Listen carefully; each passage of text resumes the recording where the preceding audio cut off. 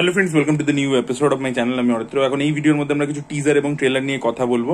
এবার এর মধ্যে যে টিজারটা নিয়ে কথা বলবো সেটা হচ্ছে ছাওয়া।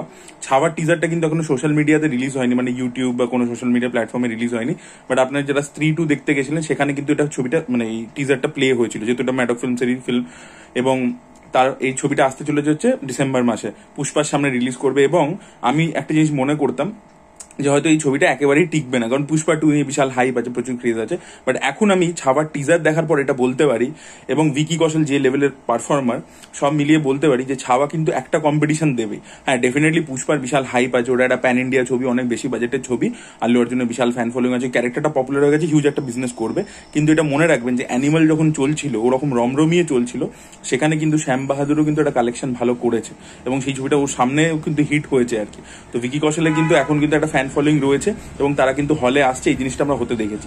এবং পার্টিকুলারলি আপনারা যারা এখনো ছাওয়ার টিজার দেখেননি, একবার আপনারা যখন ছাওয়ার টিজার দেখে নেবেন, যারা এখনো দেখেননি তারা বুঝতে পারবেন কেন আমি এই কনফিডেন্সের সাথে কথাটা বলছি। টিজারটা জাস্ট অন্য লেভেলের হয়েছে, মানে গুজবাম্পস দেবে। যেরকম বিজিএম হয়েছে, বিজিএমটা অসাধারণ লাগবে। টিজারটা 1 মিনিট 5 সেকেন্ডের হয়েছে, তার বিজিএমটা জাস্ট দেখবেন, ঠিক আছে? মানে ছাওয়া কথাটার মানে যখন বলে যে কাব, এবং সেখান থেকে ভিকি কৌশলের এন্ট্রিটা হয়, এবং প্রথমে একটা জাম্প করে ঘোড়ার পিঠ থেকে, এবং তার পরবর্তীতে ও মারছে মুঘলদেরকে।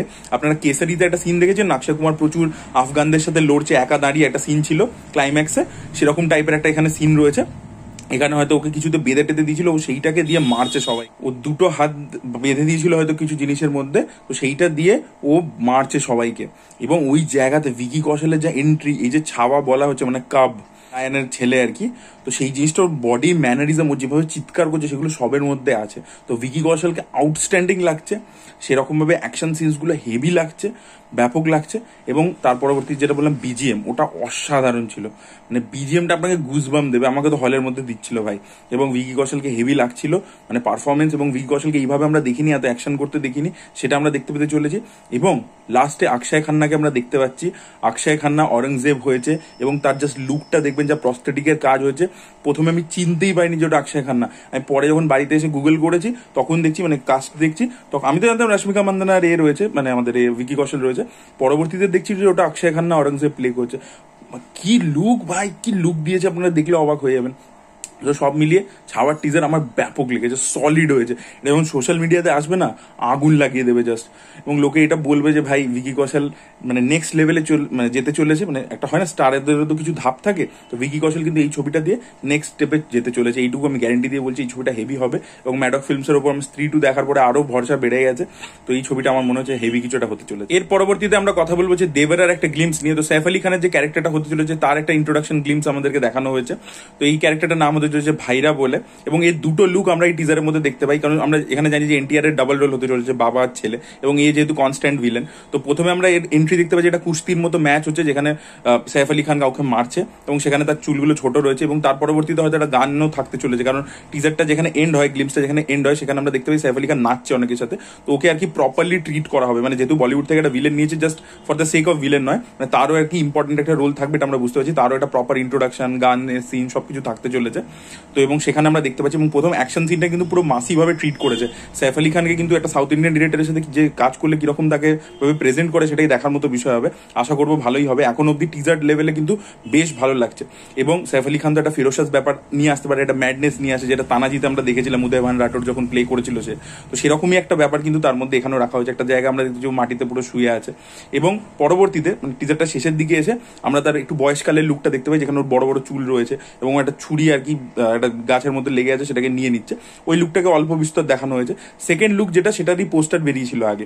এবং এই যে ফার্স্ট লুক, যেটা ছোট ছোট চুল, সেটা প্রথমে আমরা দেখিনি। তো ক্যারেক্টারটাকে বেশ ভালোভাবে এস্টাবলিশ হয়েছে। এবার দেখা যাক এদের ফেস অফ, মানে এনটিআর এবং সৈফ আলী খানের ফেস অফটা কিরকম ভাবে হয়, এবং সিনেমার মধ্যে চরিত্রটা ভালোভাবে স্পেস পায় কিনা, সেটা আমার দেখার মতো বিষয় হবে। বাট এটাও কিন্তু বেশ ভালো লাগছে।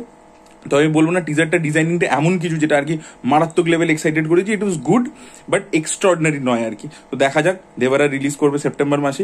ওরা যে ট্রেলারটা আনে সেটা এতটাই ভালো হতে হবে যে এক্সাইটমেন্ট লোকের মধ্যে বাড়িয়ে দেয়। এবং যে ওয়ার্ল্ড বিল্ডিংটা হয়েছে, সেটা আমার মনে হচ্ছে কোথাও গিয়ে ভালো হয়েছে। কোরাটালা শিবা তো ভালো ডিরেক্টর, মাঝে মাঝে একটা আধা হিট অ্যান্ড মিস হতেই পারে, আচারিয়াটা একটা মিস ছিল।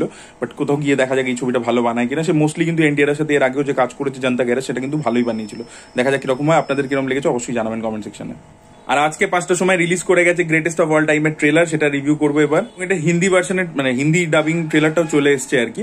তো এবার এই ট্রেলারটা কিন্তু আমার যে এক্সপেকটেশন ছিল সেটাকে ম্যাচ করতে পারিনি। কেন বলছি, ট্রেলারটার মধ্যে যে যে জিনিসগুলো আমার ভালো লেগেছে, ভিজুয়ালস খুবই ভালো লাগছে, অ্যাকশন সিনস গুলোকে হেভি ভাবে ডিজাইন করা হয়েছে। যখন বিজয়ের ইন্ট্রোটা বলছে আর কি, যে বিজয় একজন আর কি এটিএস টাইপ অফিসার আর কি, এবং সবকটা মানে বিশাল রেকর্ড আছে, তার এত মিশনস করেছে, এই করেছে, সেগুলো যখন বলছে প্রশান্তের ক্যারেক্টারটা এবং বিজয়ের আমরা অ্যাকশন সিনস এর মাধ্যমে ইন্ট্রোটা দেখতে পাচ্ছি, সেই জায়গায় অ্যাকশন সিনস গুলো ভালো ছিল এবং গোটা ট্রেলার জুড়ে আর কি।